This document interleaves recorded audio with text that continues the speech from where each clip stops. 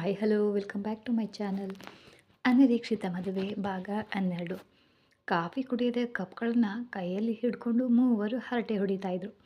ಜಾಹ್ನವಿ ಇದನ್ನು ನೋಡಿ ನೋಡಿ ಬೇಸತ್ತು.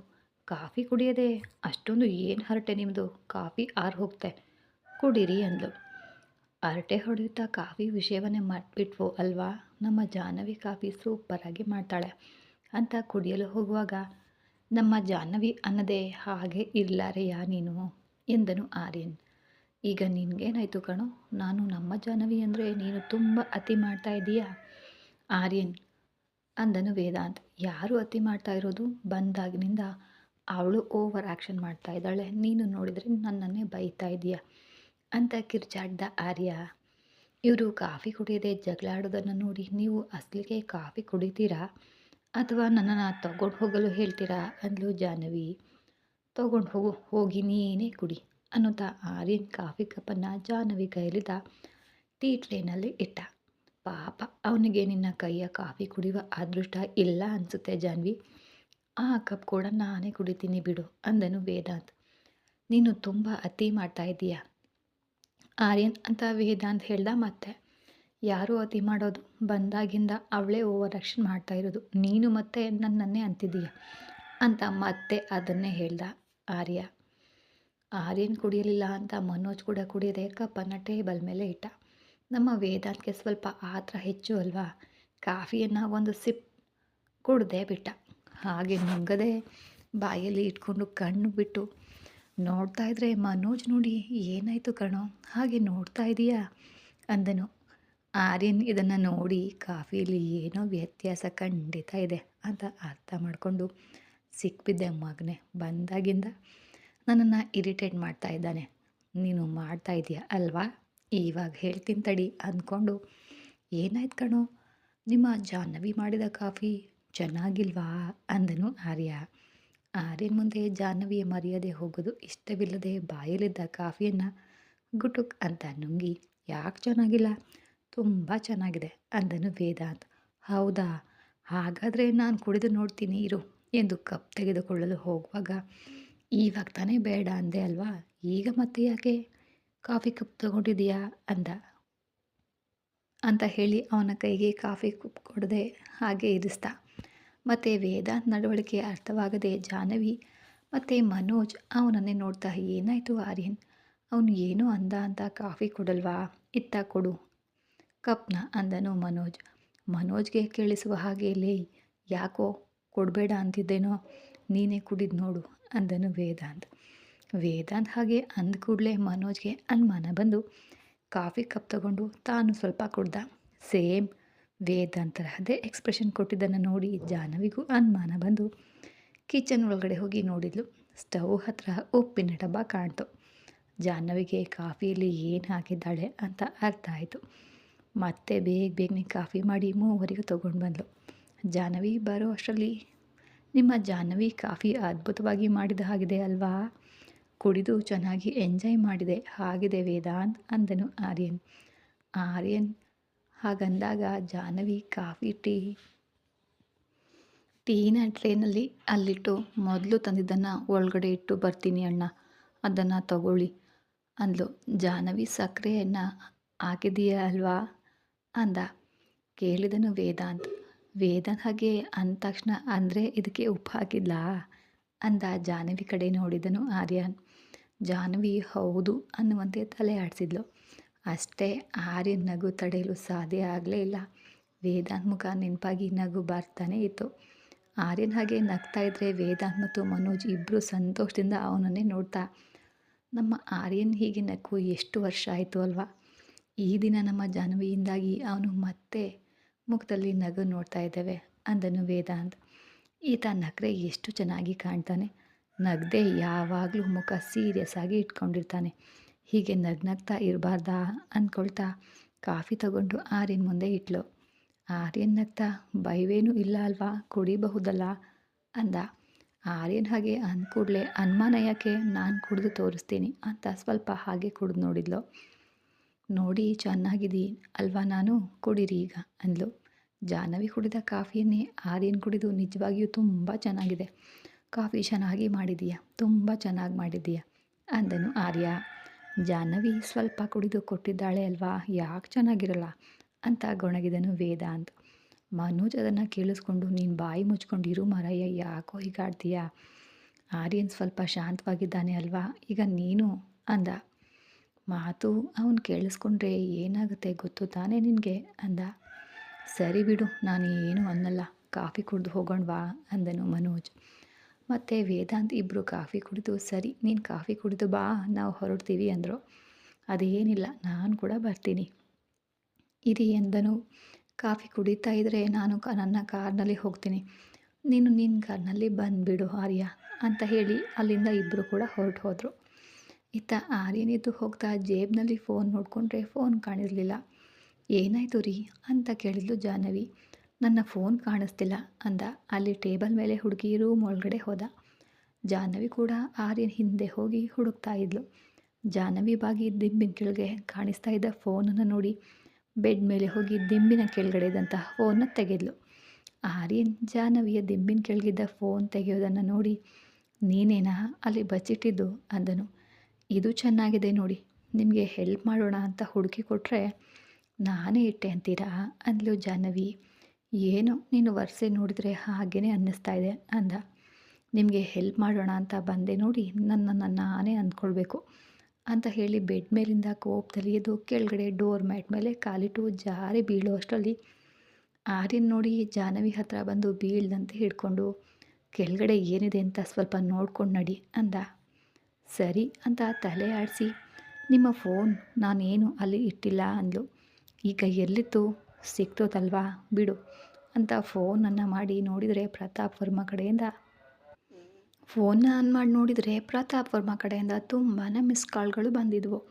ಡ್ಯಾಡಿ ಯಾಕೆ ಇಷ್ಟೊಂದು ಸಲ ಕಾಲ್ ಮಾಡಿದ್ದಾರೆ ಅಂತ ಆರ್ಯನ್ ತಕ್ಷಣ ಫೋನ್ ಮಾಡಿ ಎಲ್ಲಿದೆಯಾ ಆರ್ಯನ್ ಅಂತ ಪ್ರತಾಪ್ ವರ್ಮ ಕೇಳಿದರು. ನನ್ನ ಫ್ರೆಂಡ್ ಮನೇಲಿದ್ದೀನಿ ಡ್ಯಾಡಿ ಅಂದನು ಆರ್ಯ. ನೀನು ರಾತ್ರಿಯೆಲ್ಲ ಮನೆಗೆ ಬರದೇ ಇದ್ದರೆ ನಮಗೆ ಎಷ್ಟು ಗಾಬರಿ ಆಗುತ್ತೆ ಅಂತ ಗೊತ್ತಿದ್ದು ಯಾಕೆ ಕಾಲ್ ಮಾಡಿ ಹೇಳಲಿಲ್ಲ ಆರ್ಯನ್. ಡ್ಯಾಡಿ ಅದು ರಾತ್ರಿ ಮಾಡೋಣ ಅಂದ್ಕೊಂಡೆ, ಆದರೆ ಕೆಲಸ ಇದ್ದಿದ್ದರಿಂದ ಮಾಡಲಾಗಲೇ ಇಲ್ಲ, ಇನ್ನೆಂದೂ ಹೀಗೆ ಮಾಡೋದಿಲ್ಲ ಬಿಡಿ ಅಂದನು. ಸರಿ ಆರ್ಯನ್, ಈಗ ಮನೆಗೆ ಬರ್ತೀಯಾ ಅಲ್ವಾ. ಇಲ್ಲ ಡ್ಯಾಡಿ, ಆಫೀಸ್ಗೆ ಹೋಗ್ತಾ ಇದ್ದೀನಿ, ಈವ್ನಿಂಗ್ ಬರ್ತೀನಿ ಬಿಡಿ ಅಂತ ಹೇಳಿ ಫೋನ್ನ ಇಟ್ಟನು ಆರ್ಯ. ಜಾಹ್ನವಿ ಇದನ್ನೆಲ್ಲ ಕೇಳಿಸ್ಕೊಂಡು ನೀವು ಮನೆಗೆ ಬರೋದಿಲ್ಲ ಅಂತ ಹೇಳದೇ ಇದ್ದರೆ ಮನೆಯಲ್ಲಿ ಎಷ್ಟು ಗಾಬರಿ ಪಡ್ತಾರೆ ಅಲ್ವಾ ಅವರು. ಮನೆಗೆ ಬರೋದಿಲ್ಲ ಅಂತ ಒಂದು ಮೆಸೇಜ್ ಆದರೂ ಹಾಕ್ಬೋದಿತ್ತು ಅಲ್ವಾ ಅಂದ್ಲು. ಏನು ಕಾಫಿ ಚೆನ್ನಾಗಿದೆ ಅಂದ ತಕ್ಷಣ ಹೆಂಡತಿ ಥರ ಫೀಲ್ ಆಗ್ತಿದೆಯಾ, ನನಗೆ ಸಲಹೆ ಕೊಡ್ತೀಯಾ ಅಂತ ಸೀರಿಯಸ್ ಆಗಿ ಅಂದ. ಇವಾಗ ನಾನು ಏನಂದೆ ಅಂತ ಅಷ್ಟೊಂದು ಕೋಪ ಆರ್ಯನವರೇ ಅಂದ್ಲು ಜಾಹ್ನವಿ. ಹೆಂಡತಿ ಥರ ನೀತಿ ಪಾಠ ಹೇಳ್ತಾ ಇದ್ರೆ ನನಗೆ ಕೋಪ ಬರಲ್ವಾ ಅಂದನು ಆರ್ಯನ್. ನೀವು ಯಾವಾಗ ಹೇಗಿರ್ತೀರೋ ಆ ಬ್ರಹ್ಮನಿಗೂ ಅರ್ಥ ಆಗಲ್ಲ ಅನಿಸುತ್ತೆ ಅಂತ ಹೊರಗೆ ಹೋಗ್ತಾ ಇರುವ ಅವಳ ಕೈ ಹಿಡಿದು ಇಳಿದು ಏನೋ ಅಂದುಕೊಂಡು ಹೋಗ್ತಾ ಇದೆಯಾ ಅಂದ. ನಾನೇನು ಅಂದಿಲ್ಲ ಬಿಡಿ ನನ್ನನ್ನು ಅಂದ್ಲು. ನೀನು ಏನಂದೆ ಅಂತ ನಾನು ಹೇಳಲ್ಲ, ನಾನು ಯಾರಿಗೂ ಅರ್ಥ ಆಗಲ್ಲ ಅಂತ ತಾನೇ ಅಂದೆ. ಮನಸ್ಸು ಅನ್ನೋದು ಇದ್ದರೆ ನಾನು ಏನು ಅಂತ ನಿಮಗೆ ಅರ್ಥ ಆಗುತ್ತೆ. ಅಂದರೆ ಏನು, ನನಗೆ ಮನಸ್ಸಿಲ್ಲ ಅಂತಿದ್ದೀರಾ. ಮನಸ್ಸು ಅನ್ನೋದು ನನಗಲ್ಲ, ನಿಮಗೆ ಇಲ್ಲ ಅಂತ ಜಾಹ್ನವಿ ಕೂಡ ಸೀರಿಯಸ್ ಆಗಿ ಅಂದ್ಲು. ಆರ್ಯನ್ ಅವಳ ಹತ್ರ ಬಂದು ನನಗೆ ಮನಸ್ಸಿಲ್ಲಂತೆ ಮಾಡಿದ್ದು ನಿನ್ನಂಥದ್ದೇ ಒಂದು ಹುಡುಗಿ ಅಂತ ಗಂಭೀರವಾಗಿ ಹೇಳಿದನು. ಆರ್ಯನ್ ಅಷ್ಟೊಂದು ಕೋಪದಲ್ಲಿ ತನ್ನ ಹತ್ರ ಇರೋದನ್ನು ಕಂಡು ಅವಳಿಗೆ ಭಯ ಆಯಿತು. ಆದರೆ ತನ್ನಂತಹ ಹುಡುಗಿಯಿಂದಲೇ ಹೀಗಾಗಿದೆ ಅಂದಾಗ ಕೋಪ ಬಂದು ಯಾರೋ ಏನೋ ಮಾಡಿದರು ಅಂತ ಎಲ್ಲರೂ ಹಾಗೇ ಇರ್ತಾರೆ ಅಂತ ಅಂದ್ಕೊಳ್ಳೋದು ತಪ್ಪು ಆರ್ಯನ್ ಅವರೇ. ಒಬ್ಬ ಹುಡುಗಿಯಿಂದಾಗಿ ಮನಸ್ಸು ಕಳ್ಕೊಂಡಿದ್ದೀರಿ, ಈಗಾಗಲೇ ಕಳ್ಕೊಂಡಿದ್ದು ಸಾಕು, ಮತ್ತೆ ಮತ್ತೆ ಆ ತಪ್ಪನ್ನು ನಾನು ಮಾಡಲು ಇಷ್ಟಪಡೋದಿಲ್ಲ ಅಂತ ಹೇಳಿ ಕೋಪದಿಂದ ಹೊರಟು ಹೋದ್ಲು. ಈ ಮಹಾಶಯರು ರಾತ್ರಿ ಕನವರ್ತಾ ಇದ್ದ ಆ ಹುಡುಗಿಯಿಂದಲೇ ಏನೋ ನಡೆದಿದೆ, ಅದು ಏನೆಂದು ಹೇಗೆ ಕಂಡು ಹಿಡಿಯೋದು ಅಂತ ಆಲೋಚಿಸ್ತಾ ಅಲ್ಲೇ ನಿಂತಿದ್ರೆ ಆರ್ಯನ್ ಮತ್ತೆ ವಾಪಸ್ ಬಂದ. ಜಾಹ್ನವಿ ಯೋಚಿಸ್ತಾ ಇರೋದನ್ನು ನೋಡಿ ಹೀಗೆ ಯೋಚಿಸ್ತಾಳೆ ಇದ್ದಿದ್ದರಿಂದಾನೆ ಕಾಫಿಯಲ್ಲಿ ಉಪ್ಪು ಹಾಕಿದೆ. ಈ ಸಲ ಏನು ಮಾಡ್ತೀಯಾ, ಅಡುಗೆಯಲ್ಲಿ ಸಕ್ಕರೆ ಹಾಕ್ತೀಯಾ ಅಂದನು. ನೀವು ಊಟಕ್ಕೆ ಬರ್ತೀನಿ ಅಂದರೆ ಹಾಗೇ ಹಾಕ್ತೀನಿ ಹೇಳಿ ಅಂದ್ಲು ಜಾಹ್ನವಿ ಕೂಡ. ಏನೂ ಕಡಿಮೆ ಇಲ್ಲ ಅನ್ನೋ ಅಂತ ಉತ್ತರಿಸಿದ್ಲು. ಆ ಕಾಫಿ ಏನಾದರೂ ನಾನು ಕುಡಿದಿದ್ರೆ ಪೂರ್ತಿ ನಿನ್ನ ಕೈಯಲ್ಲೇ ಕುಡಿಸ್ತಾ ಇದ್ದೆ ಅಂದನು ಆರ್ಯನ್. ನಾನೇನು ಬೇಕಂತ ಮಾಡಿಲ್ಲ. ನಿಮ್ಮ ಬಗ್ಗೆ ಯೋಚಿಸ್ತಾ ಸಕ್ಕರೆ ಬದಲಿಗೆ ಉಪ್ಪು ಹಾಕಿದೆ. ಇದು ನನ್ನ ತಪ್ಪಲ್ಲ, ನಿಮ್ಮದೇ ತಪ್ಪು ಅಂದ್ಲು. ನೋಡಲು ಏನೂ ತಿಳಿಯದ ಅಮಾಯಕಿ ಥರ ಕಾಣಿಸ್ತೀಯ, ಆದರೆ ನೀನು ತುಂಬ ಗಡ್ಸು ಅನ್ನುತ್ತಾ ಆರ್ಯನ್ ಹೇಳ್ದ. ಆರ್ಯನ್ ಕಡೆ ಓರೆಗಣ್ಣಿನಿಂದ ನೋಡ್ತಾ ಕೇಳಿದ್ಲು ಆ ಮಾತನ್ನು. ಏನದು ಆ ನೋಟ? ನೀನು ಅಮಾಯಕಿಯಾಗಿದ್ರು ಗಡ್ಸಾಗಿದ್ರು ನನಗೆ ಒಂದೇ ಬಿಡು ಅಂದನು. ಹೌದಾ, ಹೋದವರು ಮತ್ತೆ ಯಾಕೆ ವಾಪಸ್ ಬಂದ್ರಿ ಅಂತ ಕೇಳಿದ್ಲು. ನಿನ್ನ ಈ ಸುಂದರ ಮುಖ ನೋಡಲು ಮಾತ್ರ ಬಂದಿಲ್ಲ. ಕಾರ್ ಕೀ ಟೇಬಲ್ ಮೇಲೆ ಇದೆ ಅಂತ ನಿಮ್ಮ ಅಣ್ಣ ಫೋನ್ ಮಾಡಿದರೆ ತಗೊಳ್ಳೋಕೆ ಬಂದೆ ಅಂತ ಟೇಬಲ್ ಮೇಲಿದ್ದ ಕೀಯನ್ನು ತಗೊಂಡು ಹೋಗ್ತಾ ಇರುವಾಗ ಮತ್ತೆ ಯಾವಾಗ ಬರ್ತೀರಾ ಅಂದ್ಲು. ಅವಳು ಕೇಳಿದ್ಲು, ಇಲ್ಲಿಗೆ ಬರಬೇಕಾದ ಅಗತ್ಯ ನನಗೇನಿಲ್ಲ, ನಾನು ಬರಲ್ಲ, ನಾನು ಬರ್ತೀನಿ ಅಂತ ನೀನು ಏನನ್ನು ಆಸೆ ಇಟ್ಕೊಳ್ಳೇಬೇಡ ಅಂತ ಕೀನ ಒತ್ತುತ್ತಾ ಹೊರಟು ಹೋದನು ಆರ್ಯ. ಎಂತಹ ಮನುಷ್ಯನೋ ಏನೋ, ಈತನ ಮನಸ್ಸಿನಲ್ಲಿ ಪ್ರೀತಿ ಅನ್ನೋ ಪದವನ್ನೇ ಇಡೋದನ್ನು ಆ ದೇವರು ಮರ್ತು ಹೋಗಿದ್ದಾನೆ ಅನಿಸುತ್ತೆ ಅಂದ್ಕೊಂಡ್ಲು. ನಿಟ್ಟುಸಿರು ಬಿಟ್ಟು ಹೊರಗಡೆ ಹೋದ್ಲು.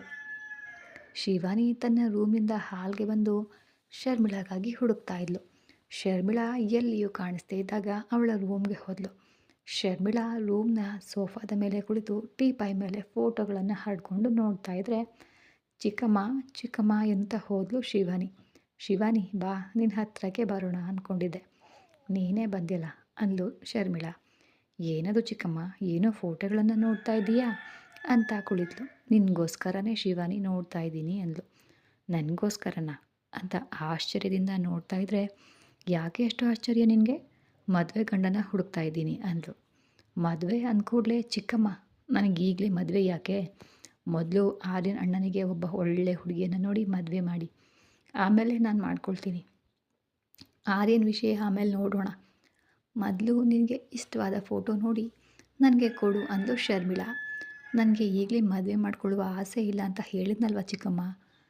ನೀನು ಹೇಳಿದಂತ ನಾನು ಮದುವೆ ಸಂಬಂಧ ನೋಡದೆ ಇರಲು ಆಗುತ್ತಾ? ಇಷ್ಟು ಚೆನ್ನಾಗಿರುವ ಹುಡುಗರ ಫೋಟೋ ತೋರಿಸಿದ್ರು ಇಷ್ಟ ಇಲ್ಲ ಅಂತ ಹೇಳಿ ತಪ್ಪಿಸ್ಕೊಳ್ತಾ ಇದೆಯಾ? ಈ ಸಲ ಮಾತ್ರ ಯಾವುದಾದ್ರೂ ಒಂದು ಫೋಟೋ ಸೆಲೆಕ್ಟ್ ಮಾಡಲೇಬೇಕು ಶಿವಾನಿ ಅಂತ ಸ್ವಲ್ಪ ಎಚ್ಚರಿಕೆ ಧ್ವನಿಯಲ್ಲೇ ಹೇಳಿದ್ಲು. ಶಿವಾನಿ ಏನು ಮಾತನಾಡದೆ ತನ್ನ ರೂಮ್ಗೆ ಹೋದ್ಲು. ಶಿವಾನಿ ಹೋದ ಕೂಡಲೇ ಶರ್ಮಿಳಾ ಅಂದ್ಕೊಂಡು, ನೋಡಲು ಏನೂ ತಿಳಿಯದ ಹಾಗೆ ನಾನು ಏನು ಹೇಳಿದರೂ ಕೇಳುವ ಹಾಗಿರ್ತಾಳೆ, ಫೋಟೋ ನೋಡು ಅಂದರೆ ನನಗೆ ಗೊತ್ತಿಲ್ಲ, ನೀನೇ ನೋಡು ಅಂತಾಳೆ ಅಂದ್ಕೊಂಡೆ. ಆದರೆ ಎಷ್ಟು ಬುದ್ಧಿವಂತಿಕೆಯಿಂದ ನೋಡಿ ಯಾವುದೂ ಇಷ್ಟ ಇಲ್ಲ ಅಂತ ಹೇಳಿಬಿಟ್ಲು. ಅವಳು ತೋರಿಸಿದ ಫೋಟೋದಲ್ಲಿರುವವರೆಲ್ಲರೂ ತಾನು ಹೇಳಿದ ಹಾಗೆ ಕೇಳುವವರು. ಅವರಲ್ಲಿ ಒಬ್ಬರನ್ನು ತೋರಿಸ್ತಾಳೆ ಅಂದ್ಕೊಂಡಿದ್ಲು ಶರ್ಮಿಳಾ. ಆದರೆ ಅವಳು ಯಾವುದನ್ನೂ ಒಪ್ಪಲಿಲ್ಲ. ಮುಂದಿನ ಬಾರಿ ಎಂಥವ್ರನ್ನ ಕರ್ಕೊಂಡು ಬರ್ತೀನಿ ಅಂದರೆ ಯಾರನ್ನಾದರೂ ಒಬ್ಬರನ್ನ ಒಪ್ಪೋವರೆಗೂ ನಾನು ನಿನ್ನ ಬಿಡೋದೇ ಇಲ್ಲ ಅಂತ ನಿರ್ಧರಿಸಿದ್ಲು ಶರ್ಮಿಳಾ. ಶಿವಾನಿ ರೂಮ್ಗೆ ಹೋಗಿ ಚಿಕ್ಕಮ್ಮ ಯಾಕೆ ಅಂಥ ಫೋಟೋಗಳನ್ನು ತೋರಿಸಿ ಯಾರನ್ನು ಇಷ್ಟ ಅಂತ ಕೇಳ್ತಾ ಇದ್ದಾಳೆ? ಅವರನ್ನು ನೋಡಿದರೆ ರಸ್ತೆ ಪಾಲಾದವ್ರಿಗಿಂತ ಕೆಟ್ಟದಾಗಿ ಕಾಣ್ತಾ ಇದ್ದಾರೆ. ಇವರು ಕೋಟ್ಯಾಧಿಪತಿಗಳಾ? ಈ ಸಲ ಇನ್ನೂ ಎಂತಹ ಫೋಟೋ ತರ್ತಾಳೋ ಏನೋ. ಚಿಕ್ಕಮ್ಮ ಅಂತಹ ಮನುಷ್ಯಳಲ್ಲ. ಅಮ್ಮ ದೂರದಾದ ಮೇಲೆ ಅಪ್ಪನಿಗೆ ಸಾಥ್ ನೀಡಲು ನಮ್ಮನ್ನು ನೋಡಿಕೊಳ್ಳಲು ಡ್ಯಾಡಿಯನ್ನು ಮದುವೆ ಆದಳು. ನಮ್ಮನ್ನು ಸ್ವಂತ ಮಕ್ಕಳಂತೆ ನೋಡ್ಕೊಳ್ತಾ ಇದ್ದಾಳೆ. ಆದರೆ ಅಂತಹ ಚಿಕ್ಕಮ್ಮ ಇಂಥ ಫೋಟೋಗಳನ್ನು ಯಾಕೆ ತಂದ್ಲು? ನನ್ನ ಅಮ್ಮ ಇದ್ದಿದ್ರೆ ಇಂಥ ಫೋಟೋಗಳನ್ನು ಖಂಡಿತ ಡಸ್ಟ್ಬಿನ್ಗೆ ಹಾಕ್ತಾಯಿದ್ರು. ಚಿಕ್ಕಮ್ಮನಿಗೆ ಏನಾಗಿದೆ? ಇಷ್ಟು ದಿನ ಅಮ್ಮನಂತೆ ಇದ್ದು ಈಗ ನನ್ನ ಮದುವೆ ವಿಷಯದಲ್ಲಿ ಯಾಕೆ ಹೀಗೆ ಮಾಡ್ತಾ ಇದ್ದಾಳೆ? ಇದು ನನಗಂತೂ ತಿಳಿತಾ ಇಲ್ಲ. ಇದು ತಿಳಿದು ಮಾಡ್ತಾ ಇದ್ದಾಳೋ ತಿಳಿಯದೆ ಮಾಡ್ತಾ ಇದ್ದಾಳೋ ಖಂಡಿತ ಗೊತ್ತಿಲ್ಲ. ಹೀಗೆ ಮ್ಯಾನ್ಷನಿಂದಿರುವ ಔಟ್ಹೌಸ್ನಲ್ಲಿರುವ ಫೋಟೋದಲ್ಲಿರುವ ಆಕೆಯ ಕಣ್ಗಳಿಂದ ನೀರು ಸುರಿತಾ ಇತ್ತು. ನಿಮ್ಮನ್ನು ಅನಾಥರನ್ನಾಗಿ ಮಾಡಿ ಹೋದವ್ರನ್ನ ಸುಮ್ಮನೆ ಬಿಡೋದಿಲ್ಲ ನಾನು ಅಂತ ಕಣ್ಣೀರಿನ ಜೊತೆಗೆ ಬೆಂಕಿನ ಉಗುಳ್ತಾ ಇದ್ಲು ಆಕೆ. ಯಾರಾಕೆ? ನಿಮ್ಮ ಅನಿಸಿಕೆ ಅಭಿಪ್ರಾಯಗಳನ್ನು ಕಮೆಂಟ್ ಮೂಲಕ ತಿಳಿಸಿ. ಆರ್ಯನ್ ವೈಶು ಮತ್ತು ಜಾಹ್ನವಿ ಬಗ್ಗೆ ಮರೆತು ಕೆಲಸದಲ್ಲಿ ಮುಳುಗಿ ಹೋದ. ಆಫೀಸ್ ಕೆಲಸದಲ್ಲಿ ತುಂಬ ಬ್ಯುಸಿಯಾಗಿದ್ದನು ಆರ್ಯ. ನಿನ್ನ ಮನೆಗೆ ಬರಬೇಕಾದ ಅಗತ್ಯ ನನಗಿಲ್ಲ ಅಂತ ಹೇಳಿ ಹೋದ ಆರ್ಯನ್ ಅಂದಿನಿಂದ ಜಾಹ್ನವಿ ಕಣ್ಣಿಗೆ ಕಾಣಿಸ್ಕೊಳ್ಳೇ ಇಲ್ಲ. ಆರ್ಯನ್ ಜಾಹ್ನವಿ ಬಗ್ಗೆ ಯೋಚಿಸ್ತಾನೂ ಇಲ್ಲ. ಆದರೆ ಜಾಹ್ನವಿ ಮಾತ್ರ ಆರ್ಯನ್ ಬಗ್ಗೆ ಯೋಚಿಸೋದ ಕ್ಷಣವೇ ಇಲ್ಲ. ಯಾವಾಗಲಾದರೂ ಮನೋಜ್ಗಾಗಿ ಆರ್ಯನ್ ಖಂಡಿತ ಬರ್ತಾನೆ ಅನ್ನೋ ಆಸೆಯಿಂದ ಕಾಯ್ತಾ ಇದ್ಲು. ಆದರೆ ಜಾಹ್ನವಿ ಆಸೆ ನಿರಾಸೆಯಾಗ್ತಾಯಿತ್ತು. ಆರ್ಯನ್ ಬರ್ತಾ ಇಲ್ಲ ಅನ್ನೋ ಬೇಸರದಲ್ಲಿ ಒಂದಿನ ಸಂಜೆ ಹೀಗೆ ಕುಳಿತಿರುವಾಗ ಅವನಿ ಕಡೆಯಿಂದ ಕಾಲ್ ಬಂತು. ಜಾಹ್ನವಿ ಫೋನ್ನ ಎತ್ತಿ ಬೇಸರವಾಗಿ ಮಾತಾಡ್ತಾ ಇದ್ರೆ, "ಏನಾಯ್ತೆ? ನಿನ್ನ ಧ್ವನಿ ಯಾಕೆ ಹೀಗಿದೆ?" ಎಂದು ಅವನಿ ಕೇಳಿದ್ಲು. "ಏನಿಲ್ಲ, ಯಾಕೆ ಕಾಲ್ ಮಾಡಿದೆ ಅಂತ ಹೇಳು" ಅಂದ್ಲು ಜಾನು. "ಇವತ್ತು ಸ್ವಲ್ಪ ಶಾಪಿಂಗ್ ಕೆಲಸ ಇದೆ, ನೀನು ಬರ್ತೀಯಾ ಅಂತ ಕಾಲ್ ಮಾಡಿದೆ ಕಣೆ" ಅಂದ್ಲು.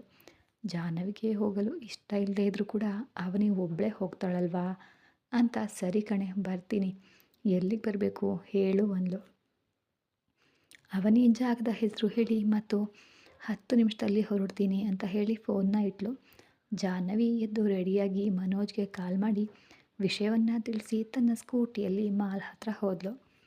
ಜಾಹ್ನವಿ ಬಂದ 2 ನಿಮಿಷಕ್ಕೆ ಅವನಿ ಕೂಡ ಬಂದು ಜಾಹ್ನವಿಯ ಮುಖ ನೋಡಿ, "ಏನಾಯ್ತೆ ಜಾನು, ನಿನಗೆ ನಾನು 4 ದಿನ ಕೆಲಸದಲ್ಲಿ ಬ್ಯುಸಿ ಇದ್ದು ಸಿಗಲಿಲ್ಲ ಅಂದ ಕೂಡಲೇ ಹೀಗೆ ಮುಖ ಸಣ್ಣಗೆ ಮಾಡ್ಕೊಂಡಿದೀಯಾ? ನನ್ನ ಮೇಲೆ ಅಷ್ಟೊಂದು ಪ್ರೀತಿನಾ?" ಅಂತ ಹೇಳಿ ನಕ್ಳು. ಅವನಿ, "ನಿನಗೆ ಇದೆ, ನಡಿ ಹೋಗೋಣ" ಅಂತ ಹೇಳಿ ಇಬ್ಬರು ಕೂಡ ಒಳಗಡೆ ಹೋದರು. ಮಾಲ್ನಲ್ಲಿ ಏನಾಗಬಹುದು, ಏನು ನಡೆಯುತ್ತೆ, ಅಸಲಿಗೆ ಇವರಿಬ್ಬರು ಸುರಕ್ಷಿತವಾಗಿ ಮನೆಗೆ ಹೋಗ್ತಾರಾ ಇಲ್ವಾ ಅನ್ನೋದು ತಿಳಿಯಲು ಮುಂದಿನ ಸಂಚಿಕೆವರೆಗೂ ಕಾಯಬೇಕು. ಮತ್ತೆ ಸಿಗೋಣ ಮುಂದಿನ ಸಂಚಿಕೆಯಲ್ಲಿ. ಅಲ್ಲಿವರೆಗೂ ಧನ್ಯವಾದಗಳು.